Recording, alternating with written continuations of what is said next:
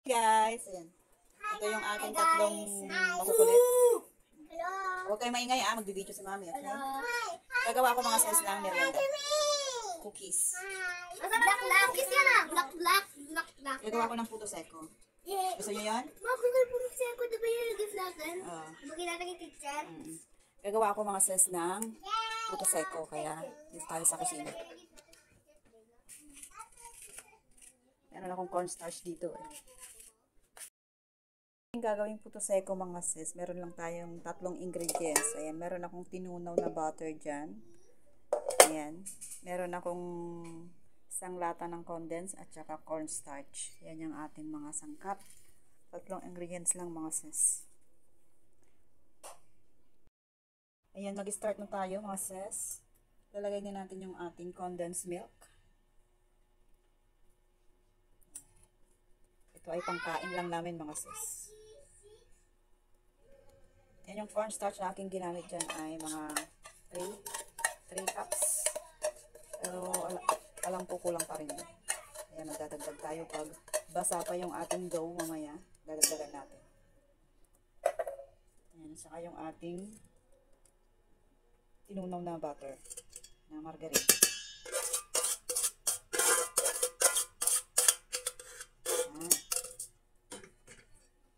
Haluin natin.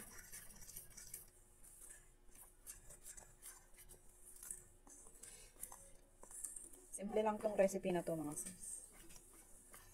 Sa susunod gagawa tayo ng pang negosyo naman. Yung pang tinda talaga. Ayan. Ito ay pang kukutin lang tong mga bata mga sis. Ayan. Oh. Malambot yung ating dough kaya magdagdag pa tayo ng cornstarch.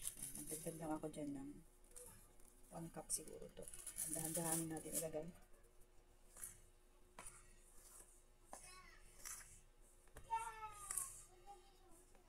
Hanggang sa makagawa tayo ng dough. Ako, Diyos ko, maingay ang aking paligid. Nagsasalita sa court. Ganyan siya. And gamitin na natin ang ating kamay mga sis. Naghugas na ako kanina ha.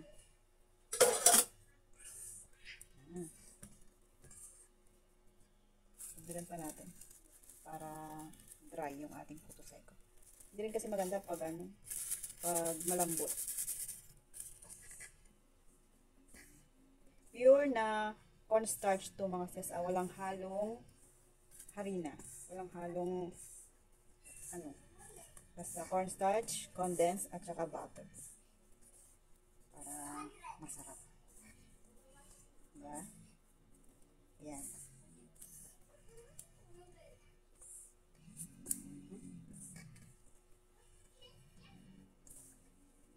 So, ang ating ginamit dito mga sis ay bali 4 cups. 4 cups na cornstarch. Ang 4 cup na cornstarch ay half kilo na yun mga sis. Ayan. Gawa na tayo ng ating dough. Pagdikit-dikitin lang atin ito.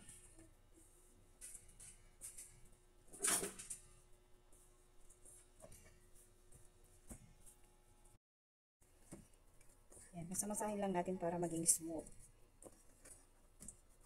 Ayan. Para makombine lahat talaga yung mga ingredients.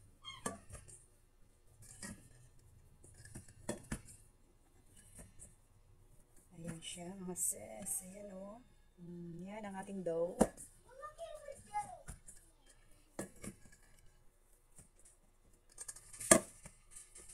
Painitin ko lang yung ating oven. Ayan, mag-form na tayo mga sis. Ito yung ating, hindi ko na nilagyan to ng oil kasi may butter naman tong ating dough. Ito yung ating sukatan. Ayan, 1 tablespoon na, ayan, para pantay-pantay mga sis. Diba? Ayan. Tapos syempre, ganun natin. Ayan. Ayan natin dito.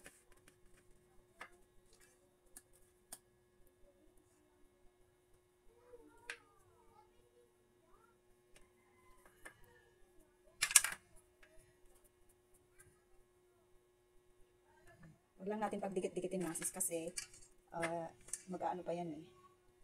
Lalaki. Huwag naman yung masyadong lumaki. Basta huwag lang natin pagdikit-dikitin. Ayan.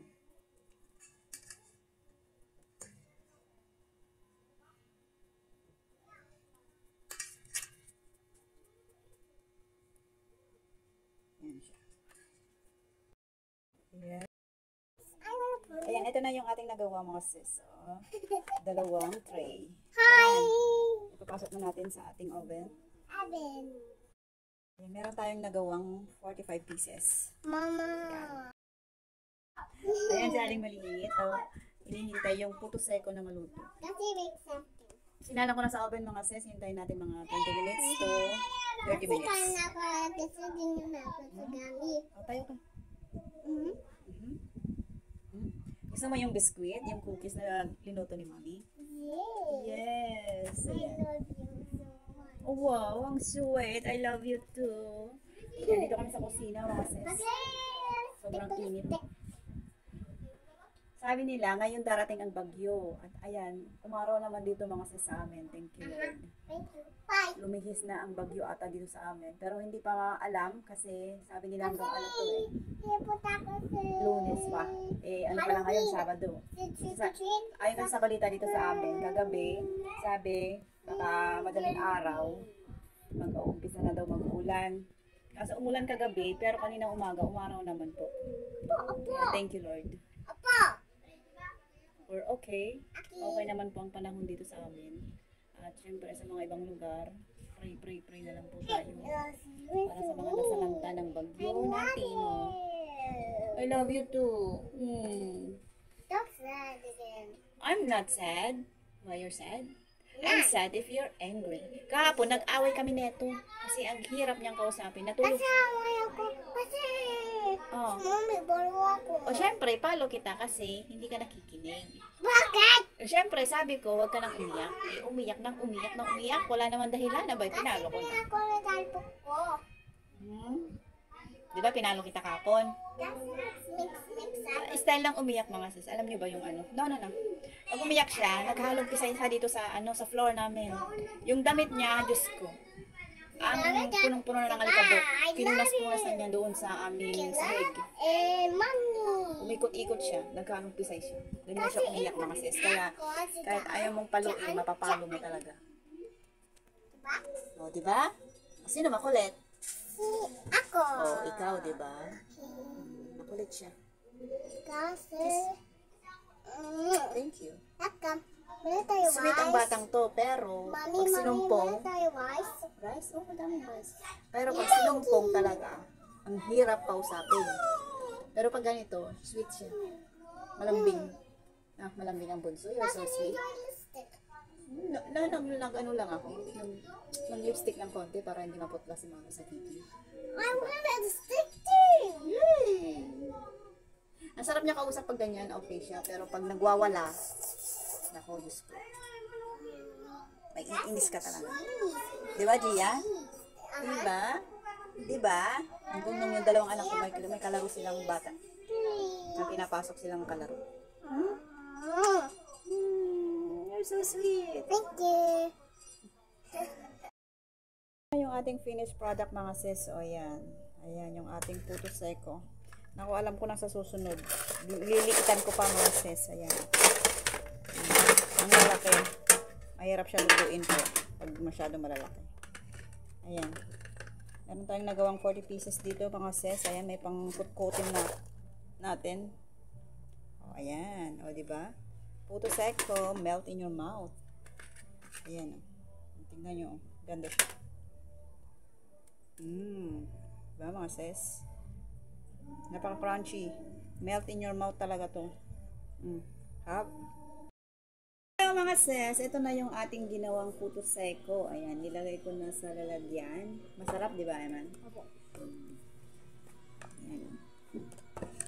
Ito, meron siyang sobra. Ayan, oh. Buhap siya mga sis. Ang lalaki ng gawa ko kasi pang kain-kain lang naman namin dito sa bahay. Ito gamitin niya yun.